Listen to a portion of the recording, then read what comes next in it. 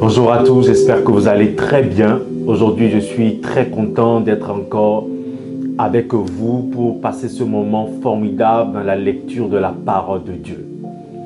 Aujourd'hui, nous allons lire le chapitre 4 de l'Évangile selon Jean.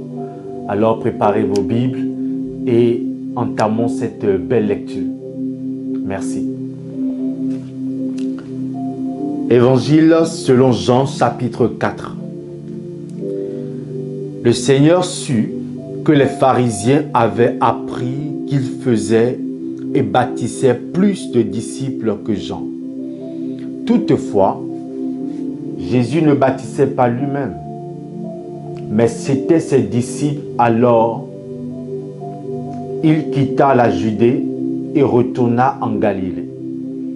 Comme il fallait qu'il passât par la Samarie, il arriva dans une ville de Samarie nommée Sichar, près du champ de Jacob, que Jacob avait donné à Joseph son fils. Là se trouvait le puits de Jacob. Jésus, fatigué du voyage, était assis au bord du puits. C'était environ la 6e heure.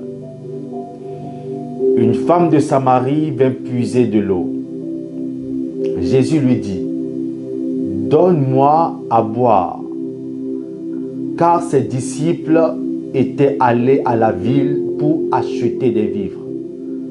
La femme samaritaine lui dit: « Comment toi, qui es juif, me demandes-tu à boire, à moi qui suis une femme samaritaine? » Les Juifs, en effet, n'ont pas de relation avec les Samaritains.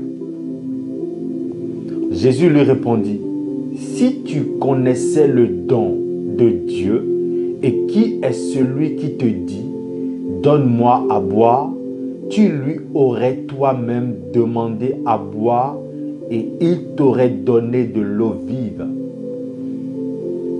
« Seigneur, lui dit la femme, tu n'as rien pour puiser et le puits est profond. D'où aurais-tu donc cette eau vive? Es-tu plus grand que notre père Jacob qui nous a donné ce puits et qui en a bu lui-même, ainsi que ses fils et ses troupeaux? » Jésus lui répondit: « Quiconque boit de cette eau aura encore soif, mais celui qui boira de l'eau que je lui donnerai n'aura jamais soif, et l'eau que je lui donnerai deviendra en lui une source d'eau qui jaillira jusque dans la vie éternelle. » La femme lui dit: « Seigneur, donne-moi cette eau, afin que je n'ai plus soif et que je ne vienne plus puiser ici. » Verset 16. « Va, lui dit Jésus, appelle ton mari et viens ici. » Je reprends le verset 16. « Va, lui dit Jésus, appelle ton mari et viens ici. » La femme répondit: « Je n'ai point de mari. » Jésus lui dit: « Tu as eu raison de dire: Je n'ai point de mari. Car tu as eu 5 maris, et celui que tu as maintenant n'est pas ton mari. En cela, tu as dit vrai. » « Seigneur, lui dit la femme, je vois que tu es prophète. Nos pères ont adoré sur cette montagne, et vous dites-vous que le lieu où il faut adorer est à Jérusalem. »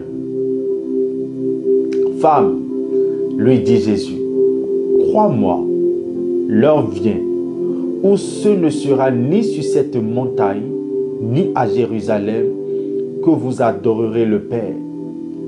Vous adorez ce que vous ne connaissez pas. Nous adorons ce que nous connaissons, car le salut vient des Juifs. Mais l'heure vient, et elle est déjà venue, où les vrais adorateurs adoreront le Père en esprit et en vérité, car ce sont là les adorateurs que le Père demande. Dieu est esprit, Et il faut que ceux qui l'adorent, l'adorent en esprit et en vérité. La femme lui dit, je sais que le Messie doit venir, celui qu'on appelle Christ. Quand il sera venu, il nous annoncera toutes choses. Jésus lui dit, je le suis, moi qui te parle. Le verset 27. Là-dessus arrivèrent ses disciples qui furent étonnés de ce qu'il parlait avec une femme. Toutefois, aucun ne dit, que demandes-tu ou de quoi parles-tu avec elle? Alors la femme, ayant laissé sa cruche, s'en alla dans la ville et dit aux gens, venez voir un homme qui m'a dit tout ce que j'ai fait. Ne serait-ce point le Christ? Il sortit de la ville et il vint vers lui. Pendant ce temps, les disciples le pressaient de manger, disant, Rabbi, mange. Mais il leur dit, j'ai à manger une nourriture que vous ne connaissez pas. Les disciples se disaient donc les uns aux autres, quelqu'un lui aurait-il apporté à manger? Jésus leur répondit, ma nourriture est de faire la volonté de celui qui m'a envoyé et d'accomplir son œuvre. Ne dites-vous pas qu'il y a encore 4 mois jusqu'à la moisson? Voici, je vous le dis, levez les yeux et regardez les champs qui déjà blanchissent pour la moisson. Celui qui moissonne reçoit un salaire et amasse des fruits pour la vie éternelle, afin que celui qui sème et celui qui moissonne se réjouissent ensemble. Car en ceci, ce qu'on dit est vrai. Autre est celui qui sème et autre celui qui moissonne. Je vous ai envoyé moissonner ce que vous n'avez pas travaillé. D'autres ont travaillé et vous êtes entrés dans leur travail. Verset 39. Plusieurs Samaritains de cette ville crurent en Jésus à cause de cette déclaration formelle de la femme. Il m'a dit tout ce que j'ai fait. Aussi, quand les Samaritains vinrent le trouver, ils le prièrent de rester auprès d'eux et il resta là 2 jours. Un beaucoup plus grand nombre crut à cause de sa parole. Et il disait à la femme, ce n'est plus à cause de ce que tu as dit que nous croyons, car nous l'avons entendu nous-mêmes. Et nous savons qu'il est vraiment le Sauveur du monde. Le verset 43. Nous lisons ensemble. Après ces 2 jours, Jésus partit de là pour se rendre en Galilée, car il avait déclaré lui-même qu'un prophète n'est pas honoré dans sa propre patrie.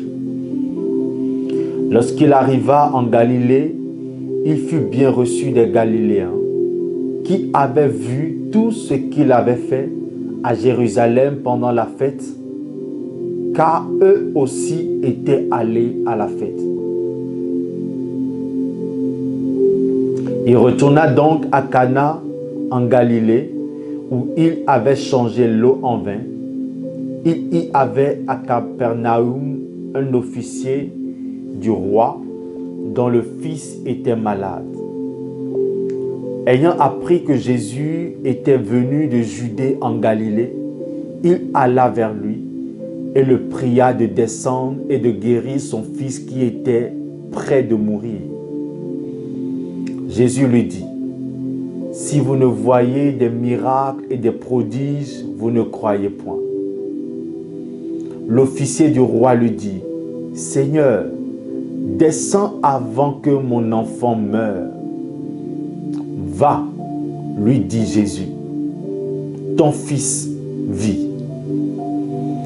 Et cet homme crut à la parole que Jésus lui avait dite, et il s'en alla. Comme déjà il descendait, ses serviteurs, venant à sa rencontre, lui apportaient cette nouvelle: ton enfant vit. Il leur demanda à quelle heure il s'était trouvé mieux, et il lui dit: hier à la 7e heure, la fièvre l'a quitté. Le père reconnut que c'était à cette heure-là que Jésus lui avait dit: ton fils vit. Et il crut, lui et toute sa maison. Dernier verset, verset 54. Jésus fit encore ce second miracle lorsqu'il fut venu de Judée en Galilée. Que Dieu bénisse sa parole. J'espère que vous avez été bénis par cette lecture. Je vous laisse me dire quel verset vous a le plus touché dans ce chapitre. Moi, le verset qui m'a touché, c'est le verset 23 et 24 qui dit: mais l'heure vient, et elle est déjà venue, où les vrais adorateurs adoreront le Père en esprit et en vérité. Car ce sont là les adorateurs que le Père demande. Dieu est esprit et il faut que ceux qui l'adorent en esprit et en vérité. Dieu cherche des adorateurs. Ce que j'ai compris de ces deux versets, c'est que Dieu cherche des adorateurs. Et les adorateurs qui lui sont agréables, ou les adorateurs qui sont agréables à Dieu, ce sont les adorateurs qui l'adorent en esprit et en vérité. Quand on parle de l'esprit, on parle du cœur. L'adoration doit venir du cœur. L'adoration vers Dieu doit être sincère. Pas quelque chose qu'on fait juste pour le faire. Ça doit être sincère. Ça doit venir du cœur. Et la deuxième chose, c'est que l'adoration doit être en vérité. Quand on parle de la vérité, Jésus nous a révélé qu'il est le chemin, la vérité et la vie. Et Jésus est la parole faite chair. Alors l'adoration envers Dieu doit être une adoration qui est basée sur la parole de Dieu, qui est selon la parole de Dieu. Je prie que le Seigneur nous fasse la grâce d'être des vrais adorateurs, des adorateurs qui l'adorent en esprit et en vérité. Merci pour avoir suivi ce moment de lecture. Je vous souhaite à tous une très bonne journée. Et pour ceux qui n'ont pas leur Bible sur eux, il y a dans la description, j'ai mis la lecture, tout le chapitre 4 qu'on vient de lire. Vous pouvez également lire ce chapitre, que vous soyez dans les transports ou en chemin. Que Dieu vous bénisse et très bonne journée.